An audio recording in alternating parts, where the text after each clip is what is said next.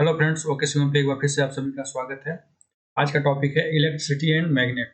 Electricity यानी धारा से या करंट से कुछ 10-15 क्वेश्चंस हम लोग यहाँ पे कंप्लीट करने वाले हैं। तो चलो स्टार्ट करते हैं। अगर वीडियो में पहली बार आए हो तो चैनल को सब्सक्राइब कर लेना, इस प्रकार की वीडियो को नोटिफिकेशन आसानी से आप तक पहुँचेंगे। ठीक है, चलो शुरू करते हैं। पहला क्वेश्चन क्या दिया हुआ है, एक तांबे की तार में धारा प्रोवाइड करने पर जब हम तार के अनुप्रस्थ काट के क्षेत्रफल में वृद्धि करते हैं तो क्या होगा।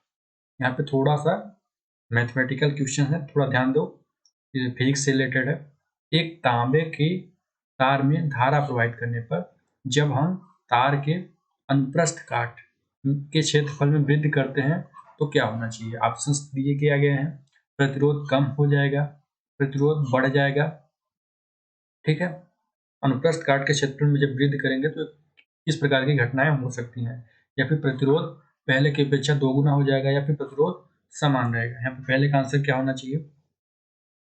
तो इन चारों में से बताना है कि एक तांबे की तार में धारा प्रवाहित करने पर जब हम तार के अनुप्रस्थ काट के क्षेत्रफल में वृद्धि करते हैं तो ये कौन सी घटनाएं होंगी। यहाँ पे पहले का आंसर क्या हो जाएगा, ए नंबर। प्रतिरोध क्या होगा, प्रतिरोध में कमी हो जाएगी। ठीक है, अनुप्रस्थ काट के क्षेत्रफल में वृद्धि करेंगे तो बहुत ज्यादा बड़ा रहेगा चीजें, जैसे कि तार मान लीजिए है कोई, ये मान लीजिए वायर है गोलाकार, और इसमें बोला क्या जा रहा है, तांबे के तार में धारा प्रवाहित करने पर हम तार के अनुप्रस्थ काट यानी अनुप्रस्थ काट यानी ये वाला एरिया, ये किनारे वाला सेक्शन को क्षेत्रफल में वृद्धि कर दें। यानी ये अगर इतना बड़ा है, हम इसको अगर बड़ा कर दें, इतना बड़ा कर दें, ये तार हो जाए ऐसे, तो क्षेत्रफल में वृद्धि करते हैं तो क्या हो जाएगा, प्रतिरोध जो हो जाएगा कम हो जाएगा। ठीक है, तो इसका आंसर पहले नंबर का ए नंबर हो जाएगा।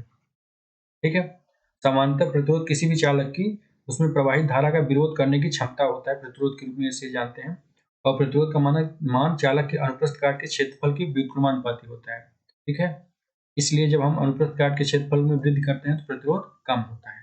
यहाँ पे ये डिफिनीशन हो गई, तो आप लोगों को समझ में आया होगा। पहले का आंसर ए नंबर हो जाएगा। क्वेश्चन नंबर सेकंड की ओर चलते हैं। क्वेश्चन नंबर सेकंड क्या दिया है, निम्नलिखित में से कौन सा डीसी यानी डायरेक्ट करंट डीसी धारा होती है और एक अल्टरनेटिव धारा होती है, तो डीसी धाराओं के बारे में सही वक्तव्य कौन सा होगा। ठीक है, यहाँ पे ऑप्शन दिया हुआ है कुछ नीचे चार, तो देखते हैं क्या होगा, डीसी धाराओं के बारे में कौन सा सबसे सही होगा।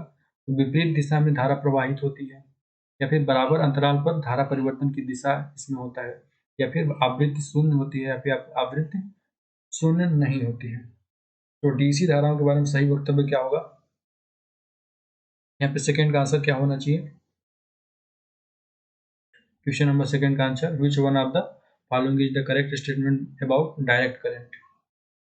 इसका आंसर हो जाएगा, इसकी आवृत्ति जो होती है शून्य होती है।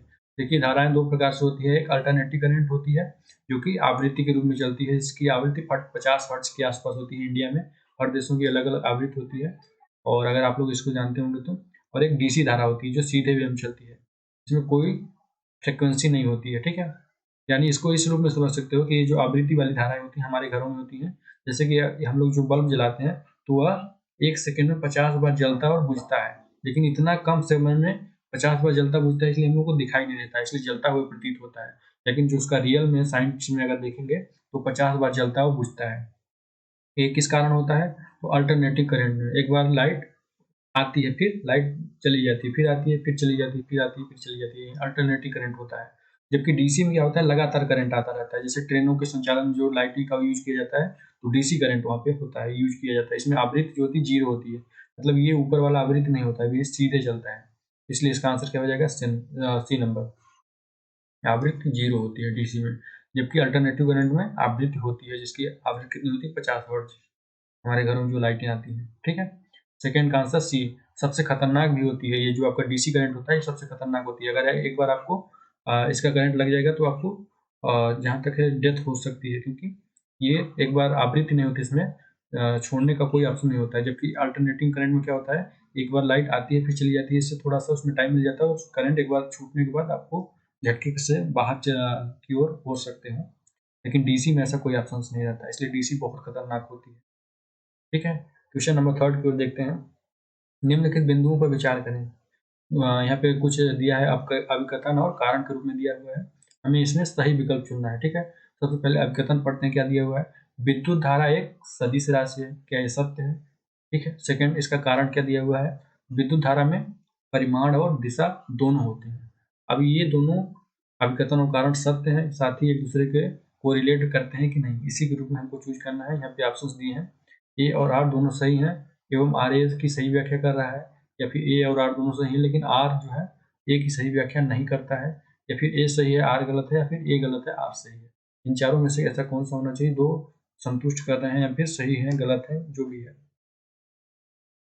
यहाँ पे थर्ड का आंसर क्या होना चाहिए? यहाँ पे थर्ड का सबसे सही आंसर हो जाएगा डी नंबर। जो आपका स्टेटमेंट फर्स्ट है यानी अभिकथन है, अभिकथन आपका सही है, विद्युत धारा एक सदिश राशि है, लेकिन विद्युत धारा में परिमाण और दिशा दोनों होती है, ये स्टेटमेंट सही नहीं है। ठीक है,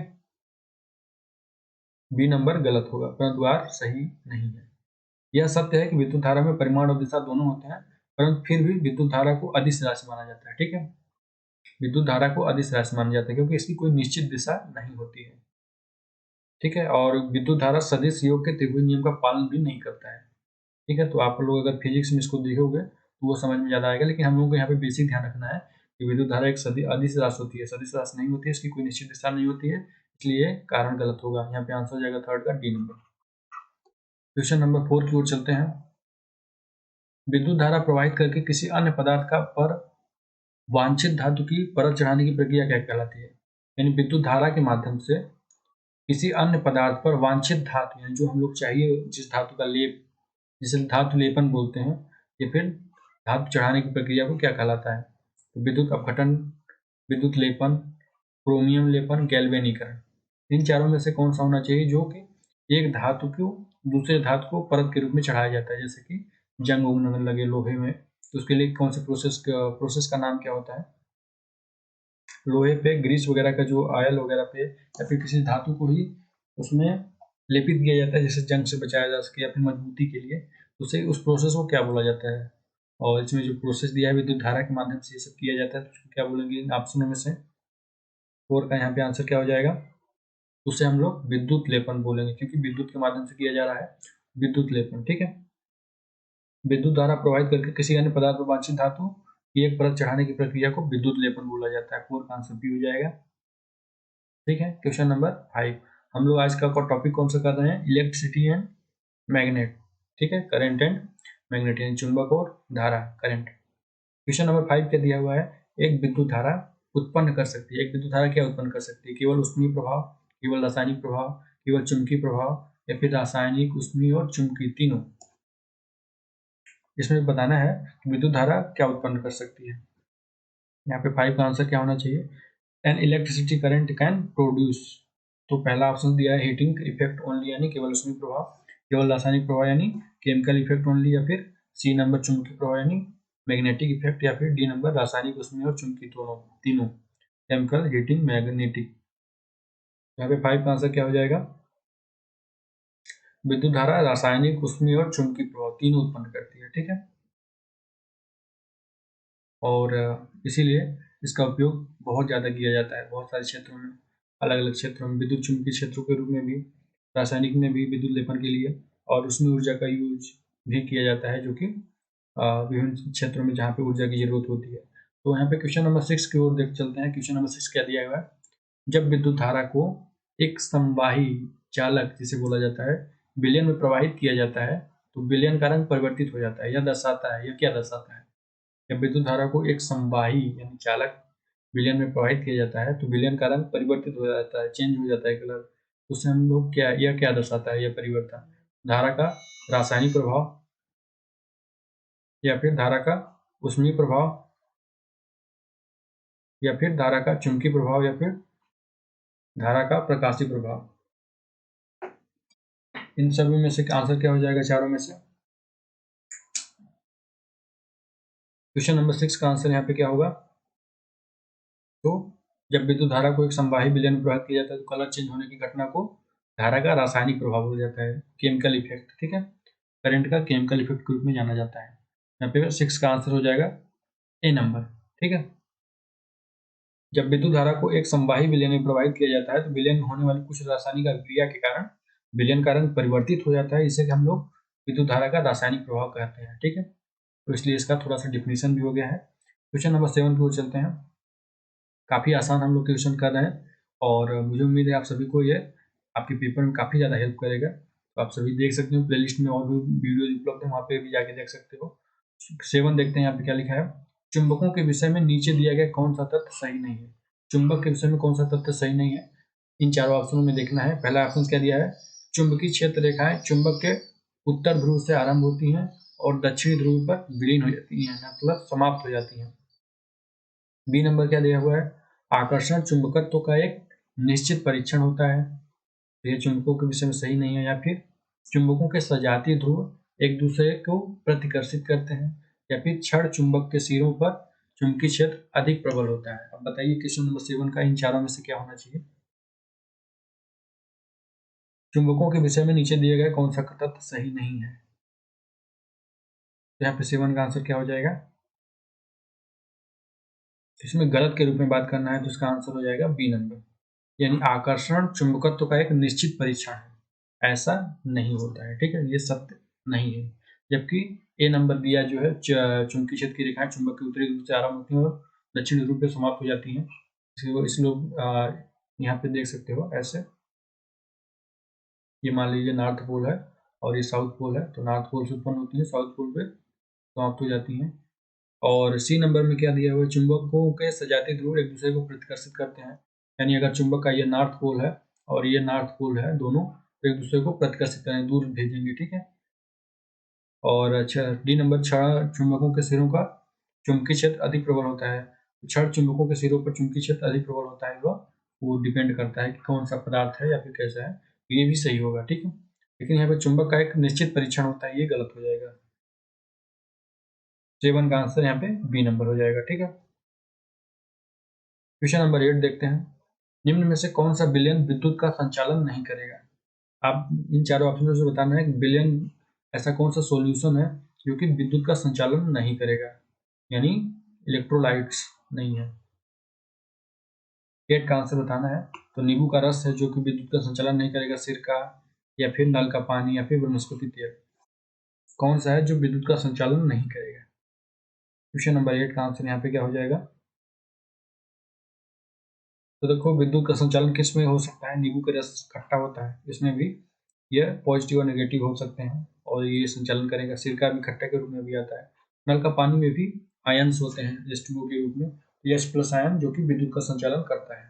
ठीक है, जबकि वनस्पति तेल में ऐसा नहीं होता है। तो यहाँ पे विद्युत का संचालन करने वाले द्रव नल का पानी, नींबू का रस, सिरका, लवण, ये सब विलयन पानी विद्युत का संचालन करते हैं। लेकिन जो आपको वनस्पति तेल है यह कुचालक होता है, कुचालक के रूप में आता है यानी। और इसके कुछ और उदाहरण देख सकते हो, द्रव आसुत जल होता है, शहद हो गया, दूध हो गया, ये सब विद्युत का संचालन नहीं करते हैं। ठीक है, इसको ध्यान रखना, काफी मोस्ट इंपोर्टेंट ऐसे क्वेश्चन होते हैं, आसान भी काफी है। इस तरह से इसका 8 का आंसर डी हो जाएगा। क्वेश्चन नंबर 9 देखो। निम्नलिखित द्रवों में से कौन से विद्युत के चालक हैं। अब यहाँ पे बताना है कि ये 3-4 जो द्रव आपको दिए हैं इनमें से विद्युत के चालक के रूप में कौन सा है। ए नंबर सिरका, बी नंबर शर्करा का विलयन, सी लवण का विलयन और आसुत जल। तो विद्युत का चालक इन चारों में से कौन सा हो जाएगा। ऑप्शंस दिया है ए बी सी डी, जिसमें कई सारे ऑप्शंस दिए हुए हैं। यहाँ पे 9 का आंसर क्या हो जाएगा। इसका आंसर हो जाएगा ए और सी, यानी जो आपका सिरका है, अभी पिछले हम लोग क्वेश्चन में किए हैं, सिरका था जो कि विद्युत का सुचालक होता है। ठीक है, और सी नंबर यानी लवण का विलयन भी विद्युत का सुचालक का होता है, जबकि आसुत जल और शर्करा का विलयन यह विद्युत के कुचालक होते हैं। ठीक है, तो इस तरह से 9 का आंसर सी हो जाएगा। क्वेश्चन नंबर 10 देखो। निम्न में से कौन सा द्रव विद्युत का कुचालक होता है। अब फिर से ये पूछ दी है, विद्युत का कुचालक आपके कौन कौन से होते हैं। इन चारों ऑप्शन में देखो, नींबू का रस है, सिरका है, समुद्री जल है या फिर आसुत जल। विद्युत का कुचालक कौन सा हो जाएगा 10 का आंसर। इसका आंसर हो जाएगा डी नंबर, आसुत जल। आसुत जल जो होता है वह द्रव विद्युत का कुचालक होता है। तो इस तरह से हम लोग साइंस के यहाँ पे 10 प्रमुख क्वेश्चन को कंप्लीट किया आज। इलेक्ट्रिसिटी और मैग्नेट टॉपिक था आज का। तो आई होप ये वीडियो आज सब आप सभी को अच्छे लगे होंगे। वीडियो पे नए हो तो चैनल को सब्सक्राइब कर लेना, साथ ही वीडियो को लाइक शेयर करना।